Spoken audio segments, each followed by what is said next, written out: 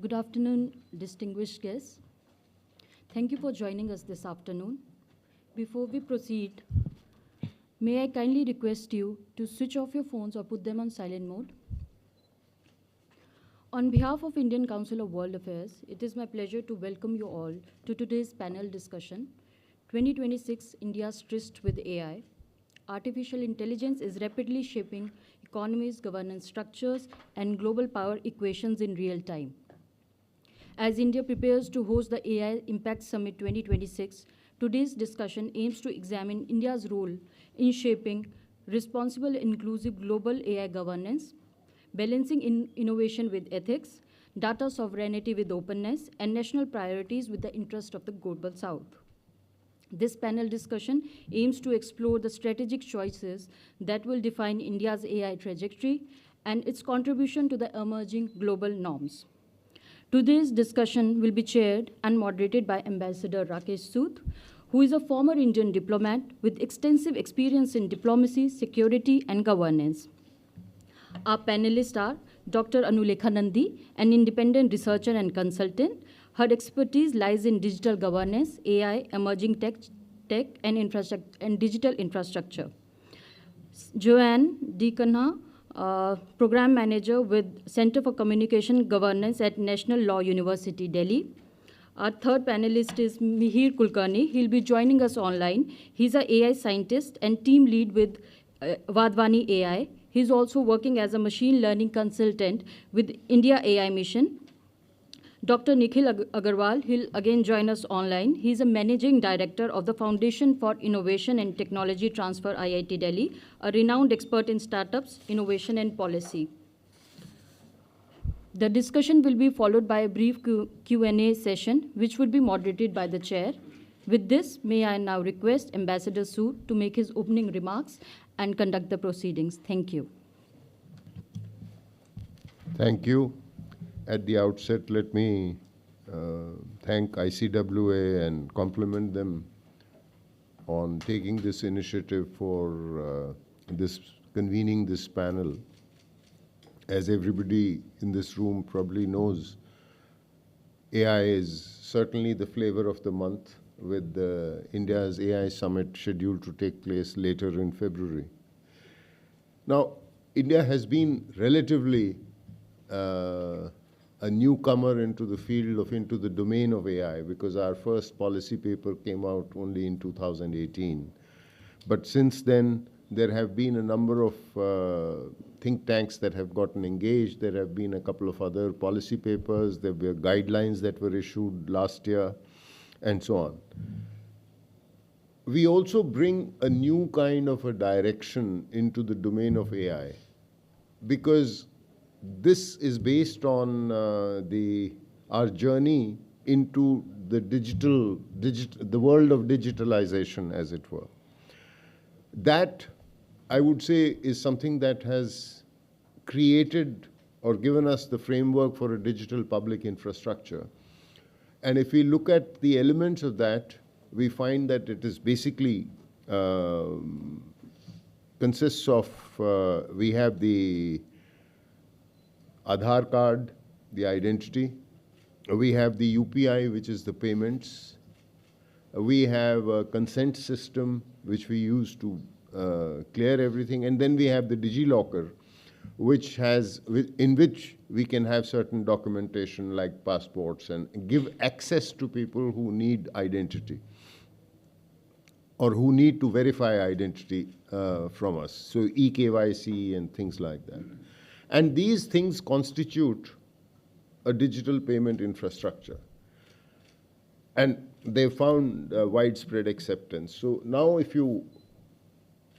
this is the experience that we would like to build upon when we enter the domain of AI. And if I look at the AI stack, then it will obviously have to be based on many of these apps, which will get modified to introduce the elements of AI into it. So one sort of element of this would be the apps, which we'll obviously have to develop, because our own compulsions with these apps will remain the same that have powered our journey into the digital world, which is cost efficiencies, which is scale, which is, to contribute to our economic development, to bring about inclusivity. After all, these were the fundamental drivers behind the push towards the 4 pillars of the digital public infrastructure. And these will remain the guiding pillars or the drivers for as we adapt to the AI models. The apps, today the flavor is the LLMs. Now whether LLMs will define AI, there is a whole jury that is out. There are a number of people who feel that LLMs is just one thing. From LLMs, from language models, we are already moving towards reasoning models. But is reasoning going to be the final goal that will give us AI? I mean, I would tend to think perhaps not, even with reasoning, because after all, a lot of human cognition, human decision making is not necessarily based on reasoning models in our own minds, in our own heads. We have reached where we are by virtue of evolution, and evolution adaptiveness, or there is something known in the field of evolution known as complex adaptive mechanisms. That is something that has given us, which is why we don't consume the kind of data, or we don't need that kind of data or that energy to reach our decisions as today's models do. So is that going to be sustainable? We don't know yet. But that's, at least in today's context, that is one of the factors. Then we also have other elements in terms of the compute, where we are trying to develop, on the principle of inclusivity, develop a compute capability which would be more easily accessible to users and cheaply so, which brings in the cost element. Data. Now, we have data, but we need to ensure that it is quality data. And finally, the kind of energy resources. Now, we all know we are in the middle of a whole industrial electrification program. And that has to increase hugely if we have to meet the goals of Viksit Bharat. Our electricity consumption is just about 20%. In per capita terms, is just about 20% of our total per capita energy consumption, which is very, very low compared to the developed world, or even with regard to China. So with some of these, we will need to work our own way. And now the last point that was mentioned, which we will be talking about in some of the questions, would be the role of the Global South and whether India can assume a role of leadership in this. Here, if you look at, so far multilateralism has not taken root. There have been efforts at multilateralism. Our summit is proof of that. And our summit has been preceded by 3 other summits. So if you look at the first one, that focused much more on safety. And at that time, the idea was looking much more on commercial AI adaptation and also its impact on the workplace. Then came the second summit in Seoul. That focused much more, that kept the safety focus and added to it innovation and inclusion. Then last year we had the Paris summit, which President Macron and Prime Minister Modi co-chaired. And there what we added was an element of operational frameworks and a focus on humanist values. And we tried to bring in values in that sense.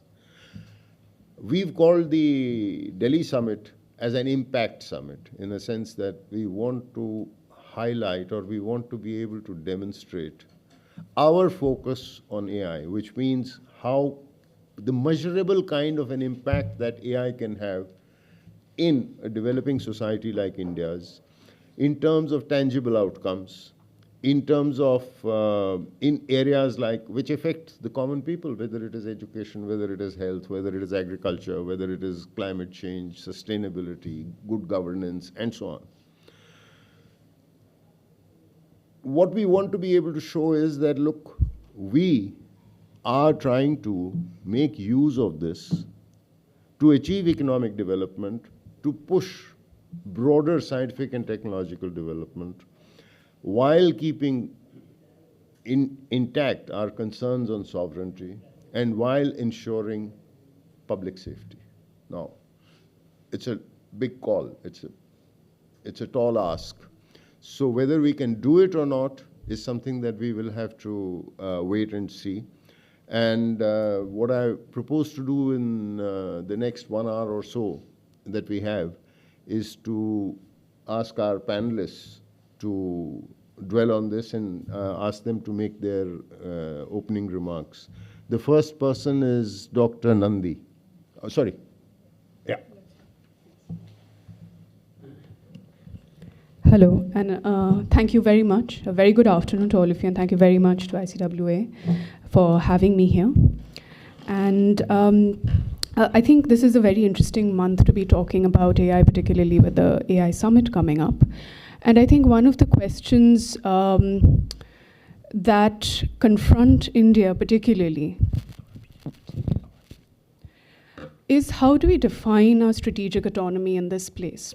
Particularly with strategic technologies like AI, with immense economic value across different sectors of the economy, different segments of the industry, how do we define our comparative advantage, our dimensions of our strategic autonomy in this space, which is characterized by intense competitiveness between the US and China, which dominate segments of the AI stack already, right? And the elements of the competitiveness is quite well known. I mean, the US dominates across all three: compute, data, and models. China on data and models, and particularly the economic dimension is very important because most of these models are currently being used in application developments within India as well. So within this context, how do we define the road ahead? This is important because both the US and China, while competitive, are taking two very divergent approaches. The US as a pro-innovation and deregulatory approach, and while China is intensely doubling down on global governance of AI, particularly through its influence in standard-setting bodies and so on. So defining diffusion and definition of norms and standards globally. And this is, the implications for this are cascading, because what standards are globally accepted determine market access and market penetration going forward. So it also kind of paves the way for diffusion of AI technologies, particularly diffusion of Chinese technologies, if those standards become the norm going forward, right? So while India is developing its innovation capabilities in data, compute, models as well, our sovereign LLMs and so on, how do we define the way forward in terms of having a strategy for global governance of AI, not just in terms of principles and frameworks, but what are the concrete norms, standards, tools, and solutions we offer that makes sense, both in light of our own domestic contexts, as well as contextual realities of the global South. As we kind of grapple with technologies that are increasingly define what we can or cannot do, that are increasingly defining economic opportunities for countries that do not possess the entirety of the stack. Now, what I have looked at in my previous work is also not just developing the technological and economic capabilities within the technology, but the articulation of a governance framework that India proffers. And this is, again, highlighting the reason it is important is because if you look at the Politburo study session in April 2025, China focused on development assistance, technological assistance to the Global South, building on its experience with the Digital Silk Road. And this becomes the basis for not just developing infrastructural capabilities in the Global South, but also modes and mechanisms of how they are governed. So it's both the technology as well as the standards and norms on which they are based. Kind of looking at two planks of adoption and market penetration. So going forward is, how does India define its comparative advantage? What opportunities and platform does the India AI Impact Summit offer? In my previous work, I've looked at three areas of defining our comparative advantage in the near term. So one is focusing on complementary innovation, right?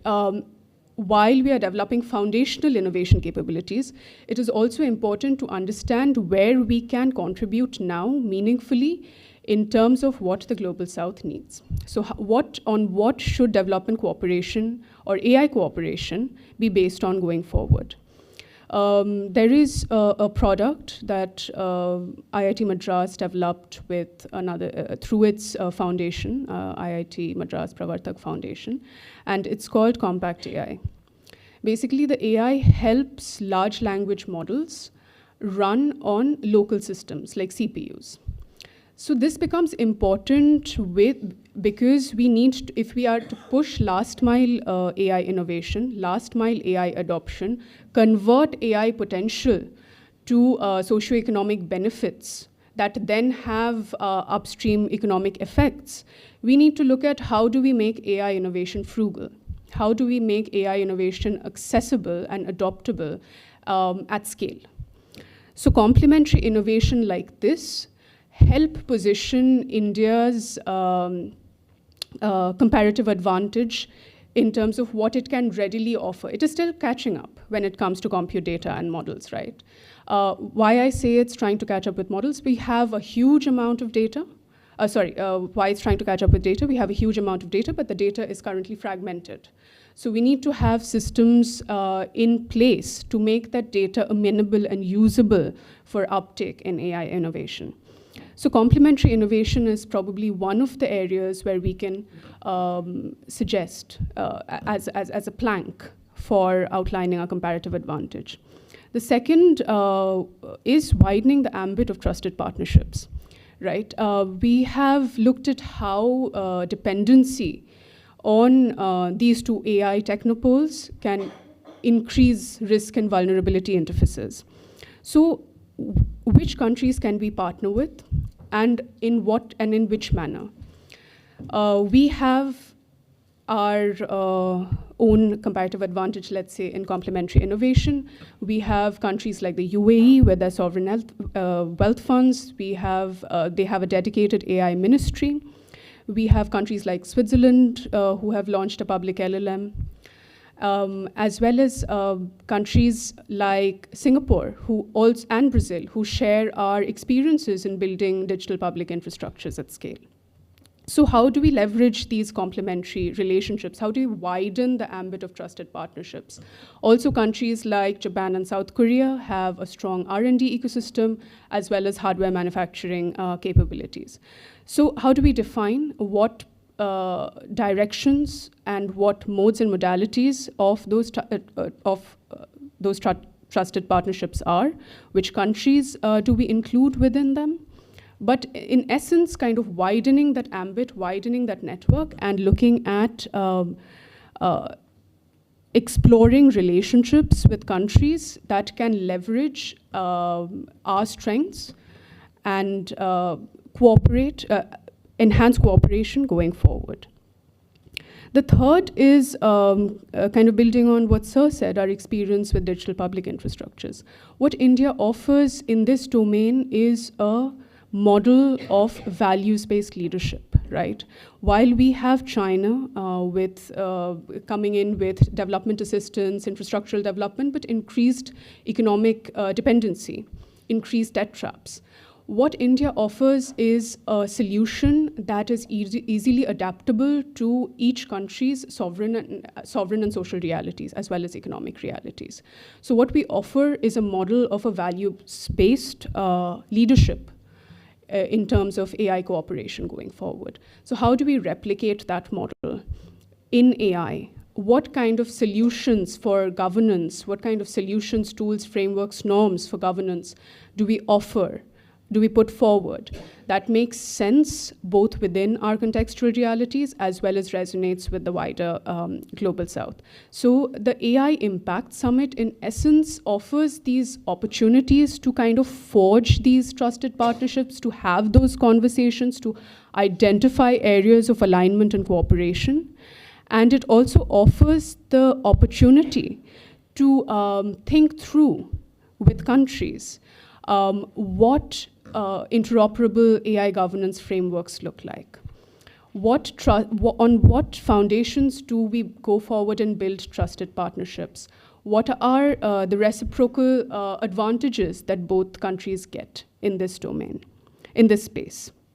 So, and these three are the kind of planks or areas where I think, as India moves forward, in crafting its AI journey, these offer the areas through which it can determine its comparative advantage within the AI space, define the modes of governance that it wishes to pursue, and also kind of reduce or define a strategic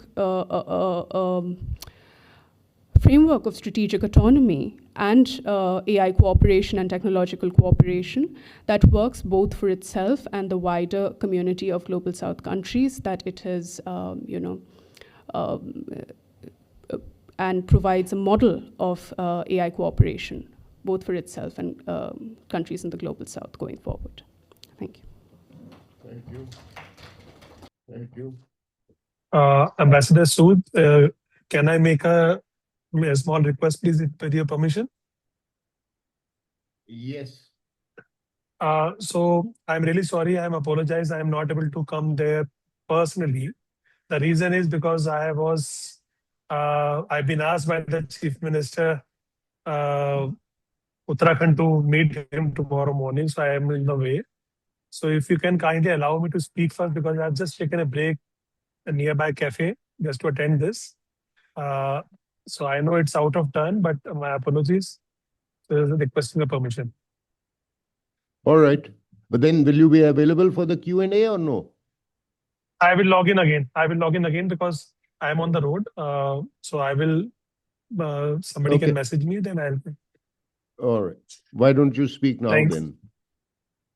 Thank you, sir. Thank you very much.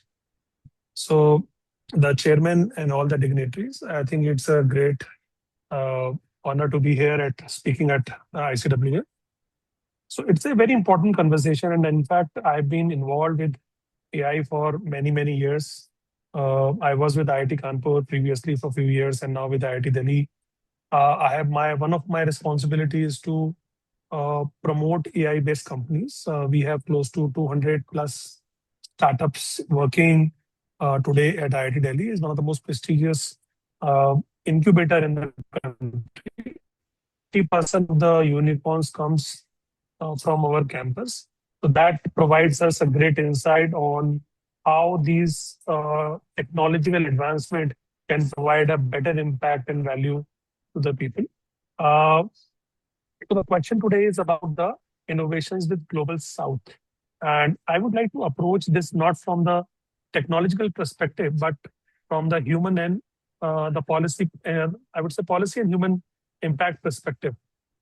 Let me start with a very simple observation. For decades, much of the Global South has consumed technology that were designed in different contexts. For example, it was built for high-income markets, for stable infrastructure, for uniform user bases. But the challenges faced by developing nations are very different. They are not understood by the developed nations. They have limited resources. They have diversified language, uneven access to services. And on top of it, the very large undeserved population, which is increasing day by day. So that's the reason the India's experience become extremely relevant, because India has somewhat navigated some of those challenges, and we have learned to innovate under constraints. There are examples exist, the chairman. There are dozens of examples exist that how we have innovated from Mangalyaan to building up the AI models to creating a larger impact. There are dozens of that happen. We have built solutions that work with low bandwidth, low cost devices, multiple languages, massive population scale. And when an Indian startup create an AI solution for rural healthcare or crop advisory or financial inclusion or even education access, it's not just solving the Indian problem, it is solving that exist across Africa, across South Asia, and parts of Latin America. So let's take an example here. Think of an AI crop-based advisory platform built for a smart farmer in Bihar. It works on a basic smartphone. We have seen that. It gives recommendation in local language and uses very limited amount of data. The same model can be adopted for a farmer in Kenya or Vietnam. Or consider AI tools that helps doctors create X-rays or detect early sign of diseases in area where specialists are scarce. These solutions are scalable, affordable, and designed for resource-constrained environment. And I think this is what the global South needs. So opportunity is very real. But the question is, how do we take these innovations beyond India? Something that we are also contemplating. From policy perspective, there are three important pathways. So I'll just give a three important pathways. The first is credibility through deployment. And like one of the UPI grade credibility is being that we are able to deploy in UAE, in Singapore, and other places. So Indian startup must prove their solution at scale with India. When a technology is already worked across the millions of users in complex real-world conditions, it built that trust internationally. In many ways, India is a living laboratory. If something works here, most likely it will work in other developing nations. Now, second is the partnerships and diplomacy. The technology does not travel alone, and we have now with the India-ASEAN partnership, India-Israel technology relationship, India-Rwanda. There are a number of such things which I've seen. It travels through relationship, technology and relationship hands in hands. Government to government collaboration. Recently, we opened up a campus in Abu Dhabi, and thanks to the effort of the Indian government, that the campus of IIT has been opened in UAE. That's one of the great examples. Development of partnerships and the institutional linkages. That's my own experience.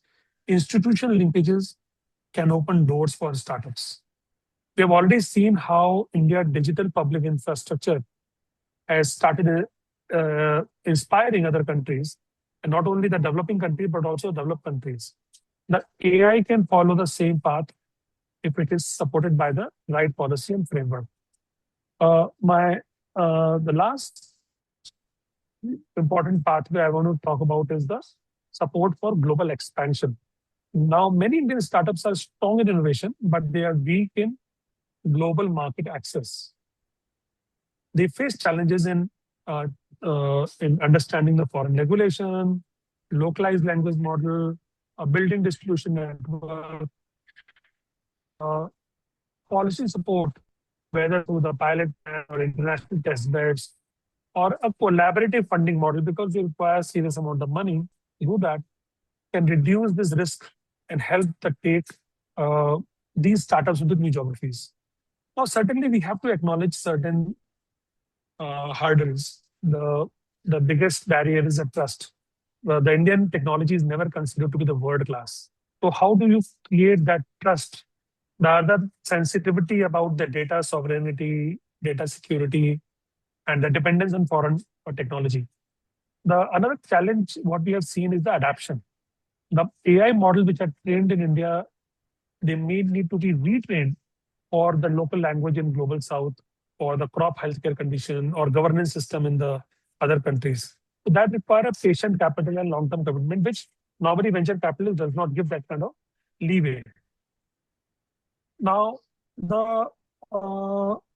but beyond of all this, there is a largest strategic opportunity. If we look at the global landscape, some countries are leading in building the large foundational model. Others are dominating in hardware. Taiwan and all are China are dominating in hardware. But India's natural strength is not about the large language models or dominating hardware. Something which we have seen is deployment in large scale, complex, diversified, resource scale constrained environment. And this is where we can lead. Because the global south necessarily does not need most sophisticated AI in the world, but it needs AI that work reliable in villages, small town, public hospitals, government schools, and informal economy. We have dozens of such examples from IIT Delhi. In many ways, this is a defining moment. Years ago, we have seen that India has globally known for IT services.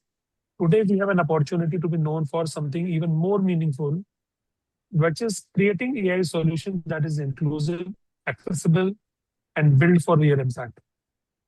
Sir, if we get it right, we may not be just exporting the technology. We will be contributing to better healthcare, better agriculture, better education, and better livelihood for many parts of the developing world. And this is what the fundamental of the trust.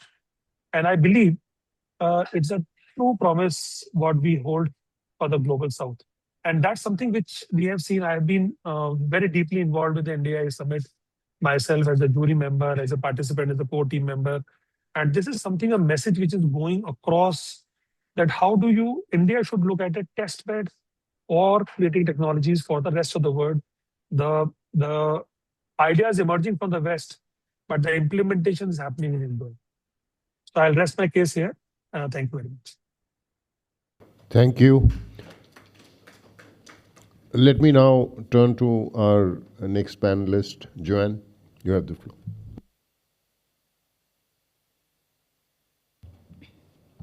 Thank you, sir. I hope I'm audible. Yeah. Thank you to the council for having this conversation. I think it's quite timely, like my panelist said, given we're in the throes of preparation for the AI Summit. Yeah. Okay, thank you. I feel like we've come full circle with some of the discourse that we're having currently on data. Some of this thinking and strategizing for how India's data governance approaches should play out was happening back in 2019 while the regulatory landscape was sort of still being determined, and now we're here with our frameworks, and it continues to be an extremely relevant conversation to be having, given the role that AI plays given the role that data plays in the AI ecosystem that we're trying to develop. I'd like to quickly begin by highlighting 3 points on India's approach to data governance, how it's differed from some of the other jurisdictions, and maybe some key characteristics of its approach. First, India has had a very long journey, an evolving journey with variations of its data protection frameworks, its data governance landscape itself. We've moved from different levels of stringency, different levels of compliance from where we started. We've had different governance frameworks on data as well, and we've identified a current positioning that has taken some experimenting, both based off of internal understanding of what suits our context, but also learnings from other jurisdictions. And common and widely known, India's approach is often said to be this middle ground that we've taken in terms of our approach to data governance compared to more popular models of governance that we're seeing in the EU, the US, sometimes China. We've sort of tried to balance our approach with heavy compliance, market-driven approaches, but also having entirely maybe sectoral approaches. The second point in this journey has been a key characteristic, which is how India has been thinking of incorporating techno-legal approaches to governance within its sort of framework, and that's by trying to bring in regulatory principles to technological architectures and infrastructure. The data empowerment protection architecture is an example of this, but also a similar approach that has been articulated more recently is in a white paper that on an AI governance framework with techno-legal approaches that were released maybe about 10 days ago in sort of the lead up to the summit itself. And the third point I want to make is, for a long time, the way that we've been envisioning data governance and specifically data sovereignty within this thinking has been sort of synonymous to conversations that have been happening on data localization. And this sort of like tussle has played a huge role even in the way that India's approach to the intersection of data governance and data sovereignty has happened. And as many of you know, the concept of data localization is often used to in how we talk about what kind of data gets limited within the country, what kinds of flows you want to have between different kinds of countries. And like I was mentioning, India's position on a lot of this has shifted over the years. And we've moved from different kinds of restrictions while trying to understand what is best suited for our thinking on what it means to balance having that kind of compliance and sovereignty, but also allowing innovation to foster. And the reason I highlight some of this is to set the context a little bit for how I think India has been navigating some of its data sovereignty. First is, of course, well, some of the thinking that has happened in our approach to data sovereignty lies in sort of resistance to data colonialism, the use of users and our data being consumers of this of technologies and things that have been developed in the global north. It's also in terms of attempting to shift consolidation of access, control, dependency on infrastructures that happen within the global north.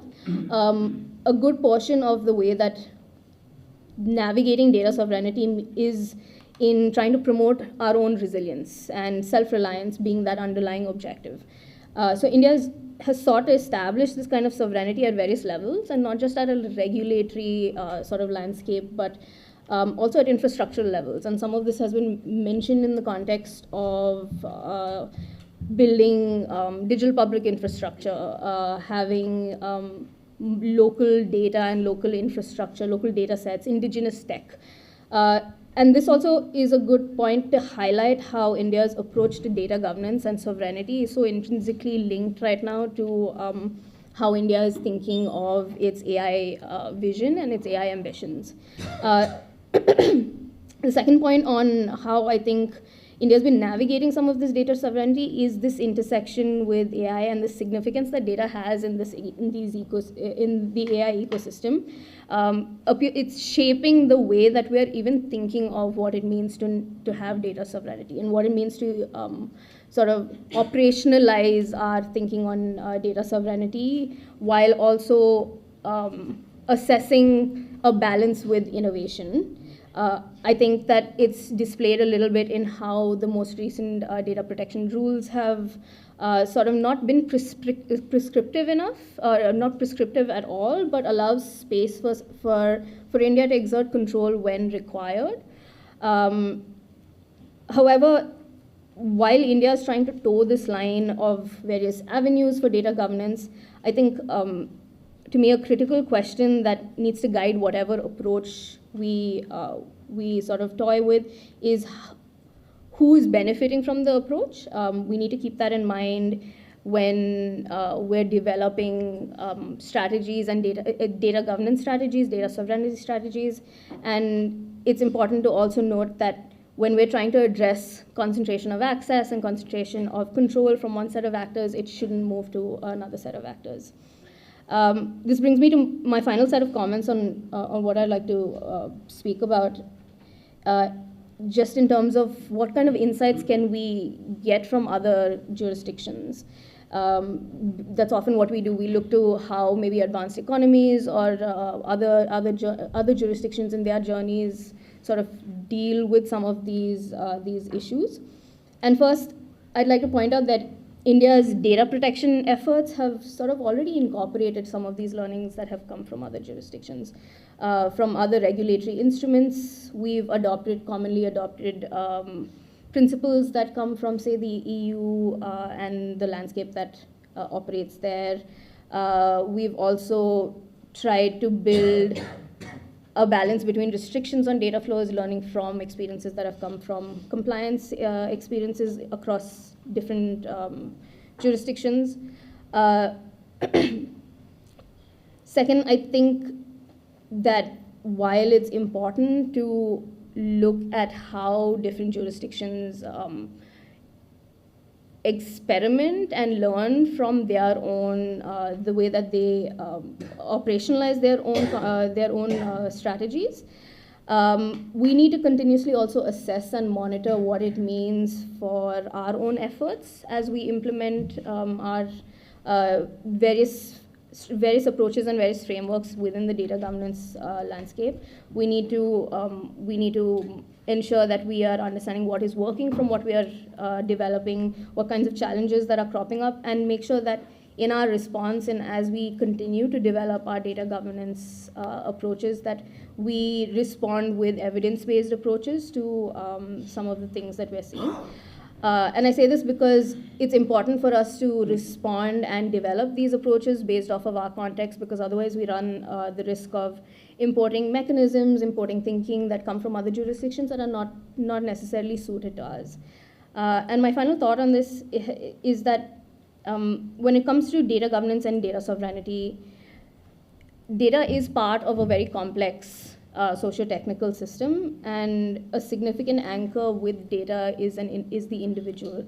And how data is governed and how it is used for other kinds of benefits, how it's used in other forms of technologies, how it fuels the AI ecosystem, indirectly and directly impacts the individuals and different communities of individuals.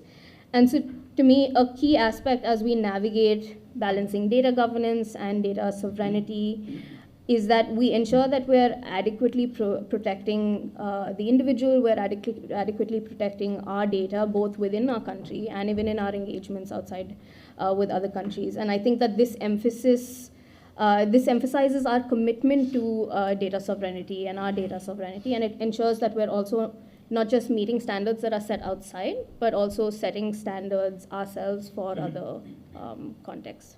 Thank you.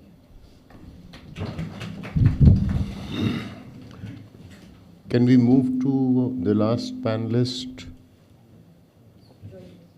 Is Mr. Mihir Kulkarni? Hello. Hi, am I audible? Yes. Hi. Sorry, just give me a minute. Hi. So yeah, first of all, it's an honor. Am I audible? Sorry, my Wi-Fi is a little off. Am I there? Can everyone hear me?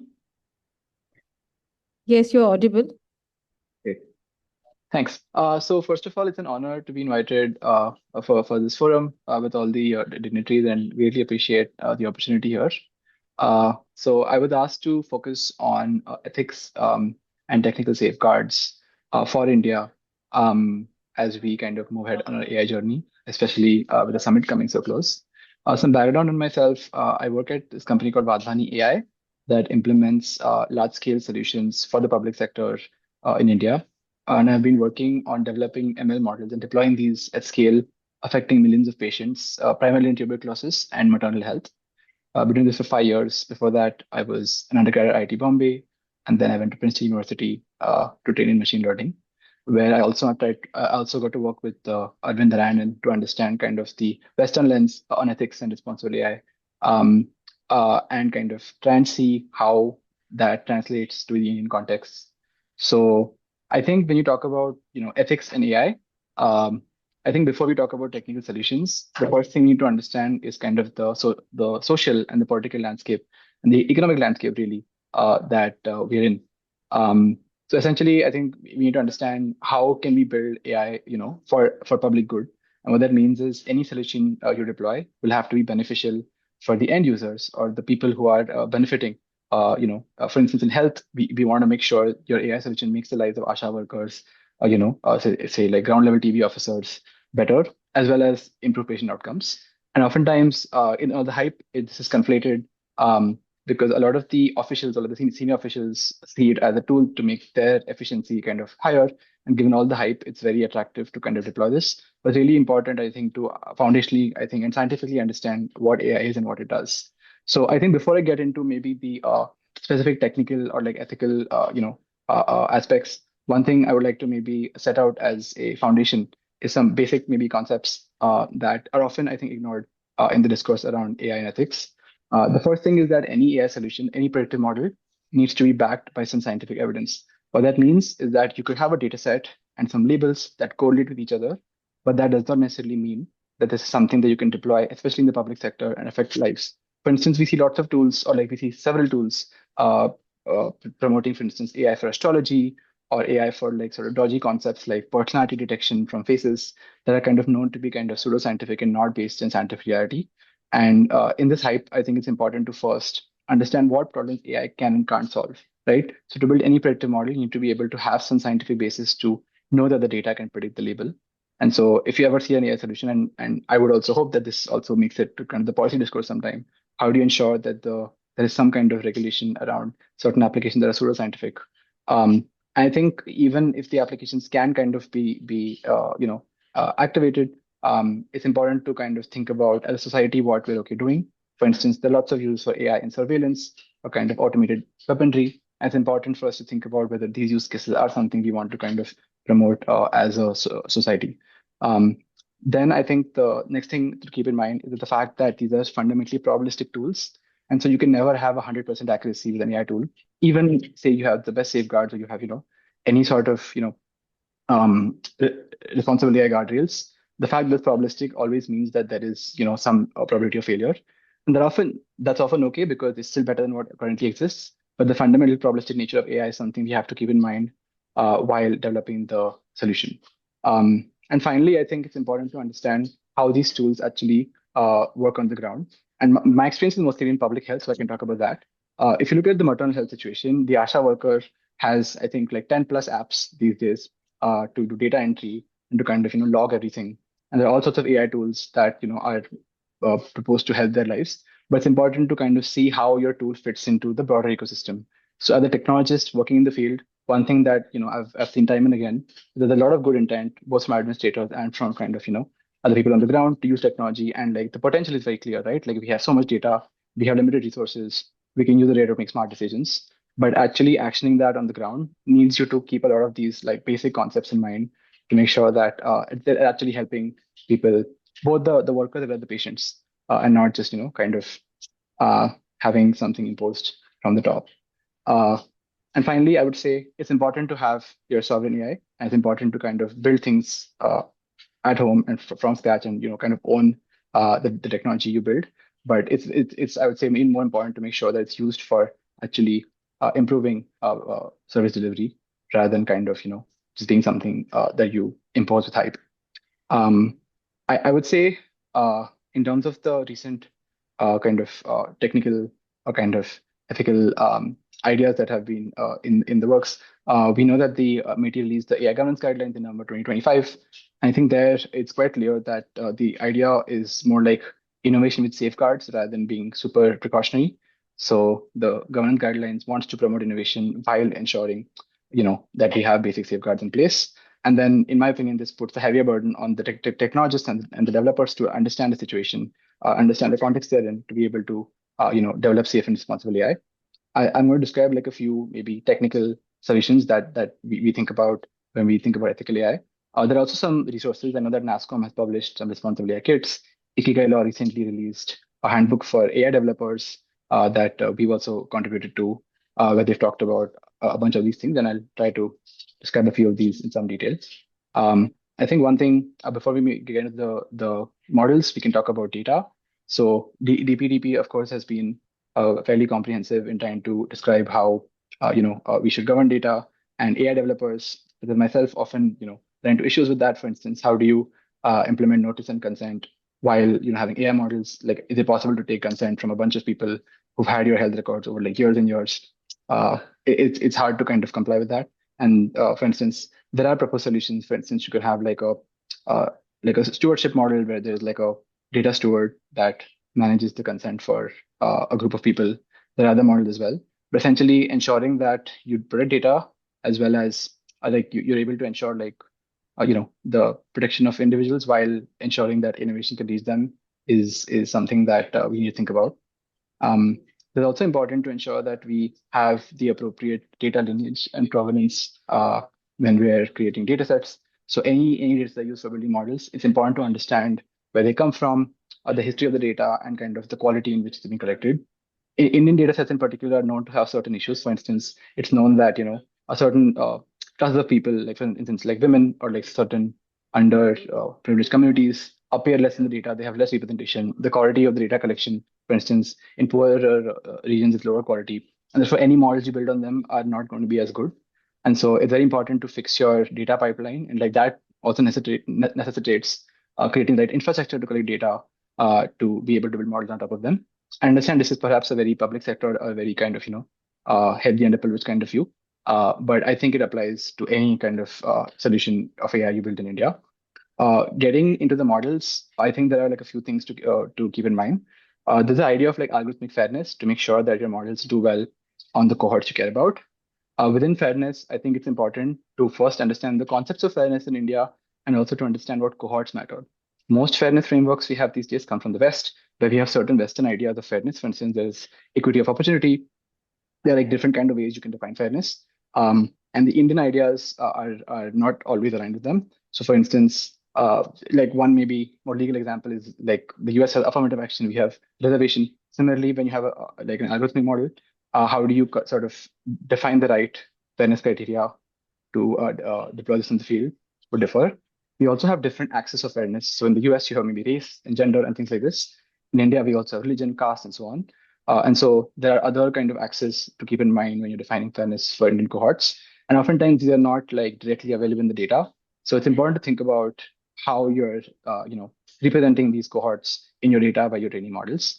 There are technical solutions to ensure fairness, but like sometimes you just have to collect more data and like do the work to make sure that you're able to collect these appropriate data sets. So both data scarcity as well as like bias in the data itself are kind of important. So if you don't have the data, it's a problem. But also if the data is not accurate for certain communities, you're also going to build models that are biased against them. So it's important to kind of ensure that you have a protocol in place to take care of this. So the human in the loop solutions you can have for this, you can do some like surveys. There are various ways to kind of fix this issue, but it's important to, I think, define what fairness means and like what's causing issues in the models being unfair before you kind of deploy them. The other thing I want to talk about within the models is interpretability. So a lot of these models, especially in the public sector, are important. They essentially they have consequences on lives, right? So for instance, if you're using a model to determine, which person, gets a health intervention, which person doesn't, this has like consequences on people's health outcomes. And therefore, it's important to both understand the model and also have accountability, right? So if the model makes a mistake, who's at fault? Is there some recourse mechanism? So for instance, in public delivery, we have like a grievance officer who handle these grievances, and there are ways to hold people accountable. But when it's a model, what is the solution? How do you hold a model accountable? Like, who is at fault if the model is wrong? So kind of this issue, figuring out this issue, and also understanding why a certain decision was made. Machine learning interpretability as a science is not as advanced as we'd like, especially for the most advanced model like neural networks. They're not as interpretable as we'd like them to be. And so it's important to, especially in like when you have like public consequence, it's important to make sure that you have the right safeguards in place to technically evaluate what happened. We also have other technical solutions. There's the idea of confidential computing that lets you run computation inside encrypted vaults. So you can basically run models without the data ever being decrypted. And so you can achieve privacy while training your models in these kind of vaults. The idea of differential privacy, where you can kind of trade off accuracy with privacy. So you kind of use less private data while slightly trading off accuracy to be able to maintain patient confidentiality and still achieve like good performance. In terms of regulatory guardrails, technically, I like the idea of regulatory sandboxes. And so there's like maybe a publicly accepted benchmark, other publicly accepted sandboxes with like benchmarks within it, where you can deploy these models. And the results of this kind of regulatory sandbox can then be made public.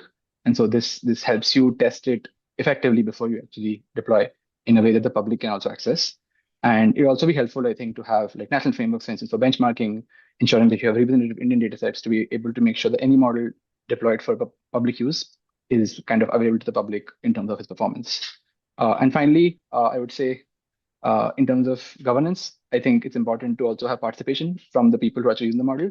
So there's some work, for instance, by Vidhi and IIT Madras. This is the paper where they talk about participatory governance in the Indian context, but there's already kind of models for this in India in the digital space before AI, which I'm sure people here are aware of.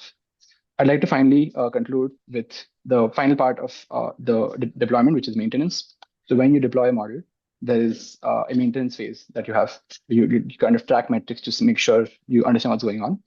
Oftentimes in India, when you deploy in the public sector, things change on the ground very fast. The data isn't absorbed as fast enough to detect the change. So how do you do data-driven detection? How do you make sure that you're tracking the right metrics? How do you make sure that you actually understand what's happening on the ground?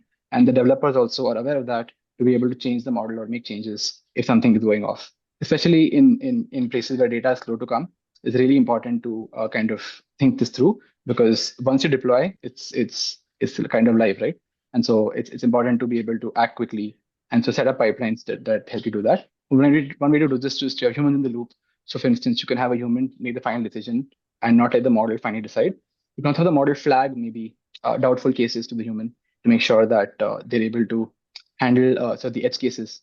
For instance, for a Kisan chatbot, there are these LLMs that help do farmer advisories. Oftentimes, like what we've done is that we also. I think you will need to wind up now very quickly because we are already running out of time. Sure, I'm done. So finally, I would say maybe the final kind of points that I have to make is we like to understand the landscape in India. So the governance guidelines and the handbooks that we have, make sure you understand the data and the situation really well, and make sure the user has some way to kind of give feedback and kind of understand what the model is doing to be able to act and improve on it. So I think we have the opportunity to show the world that. Thank you. Yeah, okay, thank you. I think in the interest of time, it's best that we open up for any questions. I assume that all of you have now learned a lot about the Indian situation of AI and are much better informed. But if you still have any questions for the panelists, please feel free to ask your questions. Keep them short because we really have very little time.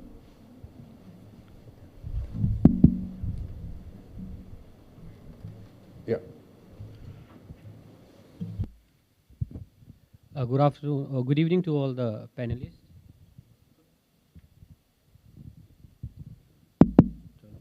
Good evening to all the panelists. My name is Sachin Yadav. I am a PhD scholar at Jamia Ahmedabad and a research intern at ICWA. My question is to Joanne ma'am. Ma'am, last year in September, I presented a paper in Jamia Millia Islamia. And the main arguments of my paper was that the major and main data centers for AI are situated in US, and there is no proper legal framework for AI still there. Now, what I want to ask is how much India has progressed in terms of legal frameworks for AI and digital twinning? You take 3 questions at one time.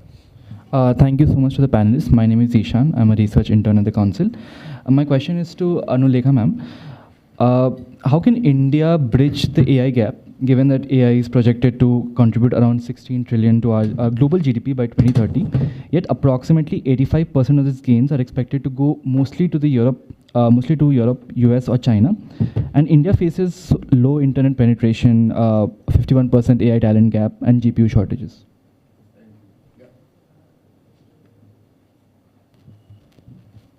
Good evening, everyone. My name is Azra. I'm a research intern at ICWA. My question is directed to Joanne ma'am. Data forms the backbone of AI, and we have been witnessing a unidirectional flow of massive data from global south to global north. For example, Facebook has most users in India, but the data centers are located in America and Europe, as Sachin said. How can India secure its digital sovereignty and ensure its data advances equitable development and governance? Thank you. Thank you. Well, I heard most of the questions were directed to the two of you, so you can take them in whichever order. Hi, and thanks for the question. Your question was, how can India bridge the AI gap, right, in light of its talent and GPU shortages? On talent, India has, it's a little more nuanced. India has a lot of talent when it comes to low-end AI skills, but when it comes to advanced AI skills, in terms of develop mathematical, statistical models, like actually developing the models, that's where the actual talent gap lies.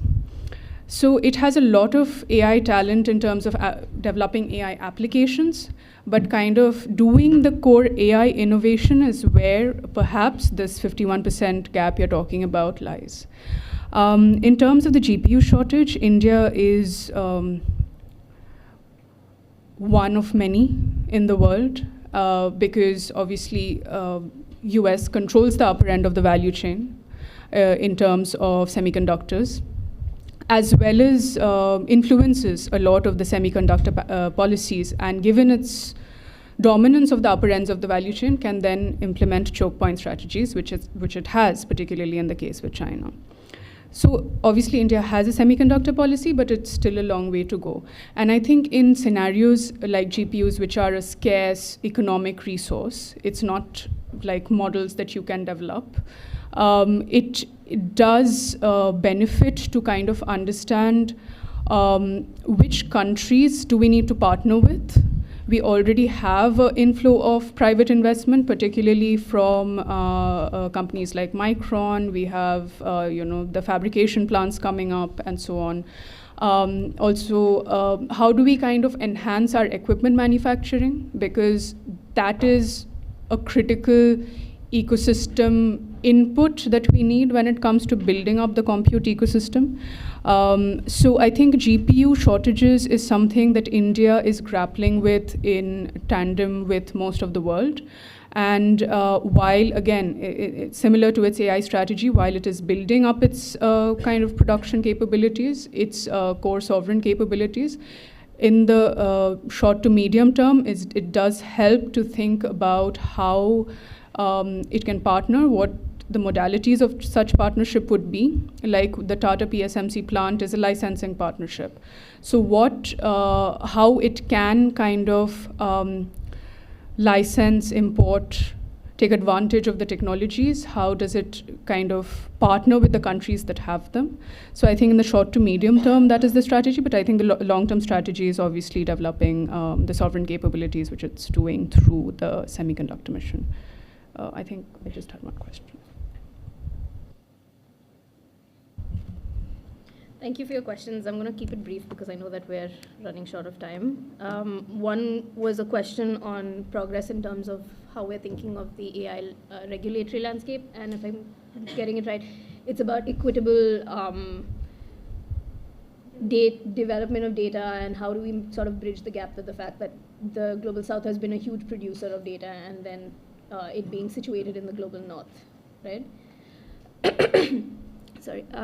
So just to respond very quickly to the regulatory framework and the landscape that we are situated in right now, India has been for a while now toying with the idea of whether to regulate AI or not, and I think it's fairly evident with the fact that it has been more inclined to put out strategies and guidelines that help industry and help different stakeholders grapple with how to develop their AI, but we're still not concretizing any sort of legislative framework, and this has come from a little bit of learning with the data protection law and how long that sort of journey has also taken, and also learnings from other jurisdictions that have already established their AI frameworks. With the rapid development of AI, how do you develop how do you develop a regulatory landscape that captures what is happening now and then captures the future as well, right? So we have to be very careful about how we develop it. That doesn't mean that it's not required. Which brings me to the point of, while we're figuring out what it means for the AI regulatory landscape, it becomes all the more important to zero in and focus on the data protection landscape that we have in place. So that's where the focus should lie.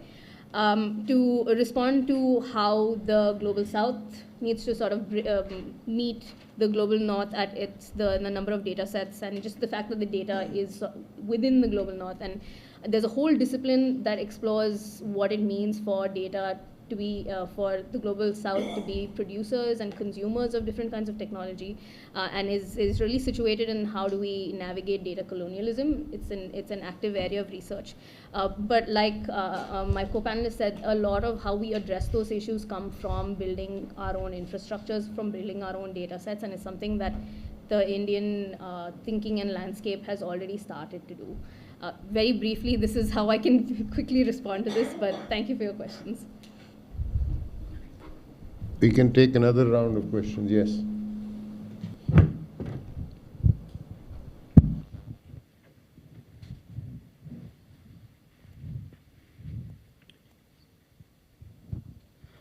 Good evening, esteemed panel. My name is Ziaul, and my question is, where does India stand realistically in shaping global AI governance, and what steps does it need to take to turn its AI leadership ambition into reality? Thank you.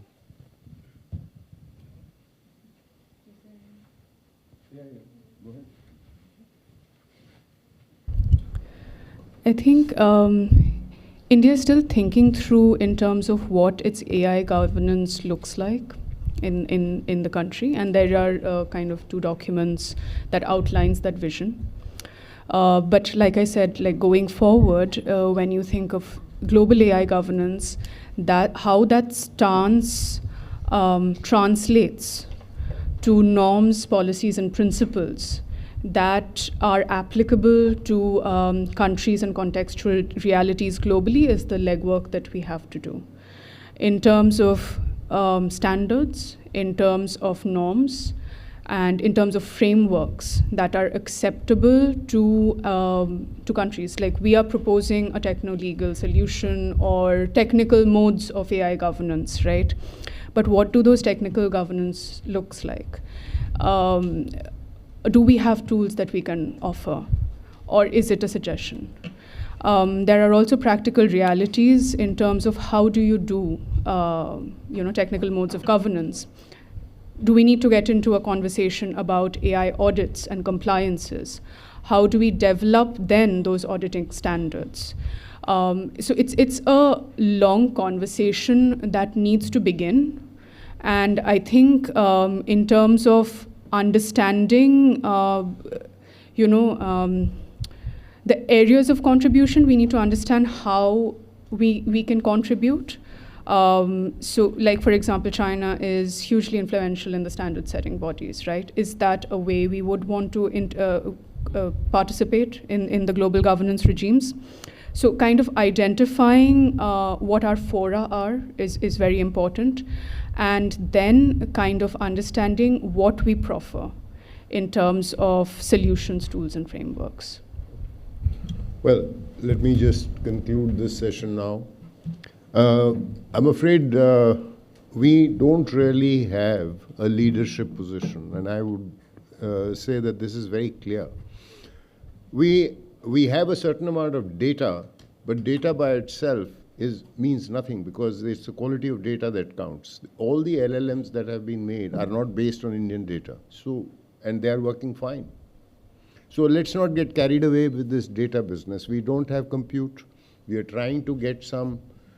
We are trying to make it available to people. We'll see how that process continues forward. We are trying to develop our own models. These are much smaller models compared to the models that Google, that Gemini and ChatGPT, the OpenAI models that are coming up, or even Anthropic is coming up with. So I think this is a far cry from where we can assume leadership, number one. Number two, the AI fascination, of the current AI fascination, has begun with in 2022 November, when OpenAI released its first ChatGPT 3 or whatever. Now, we've seen that their approach is based on large language models. The more the data you can throw at it, which means that they can put in more, it consumes more power, it needs a bigger data center, it needs more GPUs and things like that. Today, there is a huge question mark about whether LLMs are going to be the answer. We've already seen that insofar as the Western LLMs are concerned, or the American LLMs are concerned, the Chinese, when DeepSeek came out with R1, they showed that you could achieve a similar degree of integrity and fidelity with much less resources. So that's, tomorrow there is going, and that is why people are moving towards reasoning models, to be able to say that, look, this is how a model arrived at a particular solution. To reason it out, to be able to explain with conviction that it is, quote unquote, intelligent. Now, is that going to be enough or not? Because that itself is also consuming electricity and relying on GPUs. Meanwhile, what is happening is that there is an incestuous kind of a circular relationship that has grown up between NVIDIA, which dominates the GPU models and the GPU designs, and companies that use them. And now this is being challenged because Google is coming out. I mean, if the new NVIDIA model, which they have unveiled and which is only going to become available sometime in August or September, called the Vera Rubin, is going to cost something like about $40,000 a chip. Google is coming out with their TPUs, which is costing about $4,000. Similarly, Microsoft is working on its own chip, which will not necessarily need the same kind of a graphic processing unit that NVIDIA is trying to market. So, I mean, NVIDIA, because it dominates, or it has dominated the market for GPUs, has seen its valuations climb to whatever astronomical levels. But that may not remain the case. Finally, if India has to go down the app route, then as one of the speakers mentioned, Dr. Agarwal, as he mentioned, you will have to look at more affordable models. You know, he gave the example of something for a farmer in India. Now that is, the farmer in India, if he needs a model, he needs a model which serves his limited purpose. He does not need that model to help him plan his vacation and do his hotel bookings and airline bookings and all of that, and also organize his theater tickets while he is on vacation, and so on. So what we are looking at is very different kind of requirements. And so that would mean much, much smaller models and not necessarily the same route. So I think that unless we figure out how we want to proceed in this direction, it would be very difficult for us to put forward models for the rest of the world to assume leadership. At most, as I see it, this particular summit that is going to take place in Delhi will basically, from what I've been able to understand and talk to people involved with it, is that what we are trying to do is we are trying to call it an impact summit, and that will focus on showing the potential for an impact in a developing society using affordable models, using small data sets, using economically prudent and frugal approaches, higher efficiencies in terms of applicability, which will also lead to greater acceptance and so on. I think if we can achieve that, I would say that we've had a successful summit. So with that, let me once again thank ICWA for having organized this and bring this session to a close. Thank you. I take this opportunity to once again extend my heartfelt thanks to our chair and esteemed panelists for their insightful remarks. We have all gained immensely from your perspectives. I would like to express my gratitude to my colleagues and a special thanks to Director Research Dr. Nivedita Ray. With that, I warmly invite you all to join us for high tea in the foyer. Thank you once again and have a wonderful evening.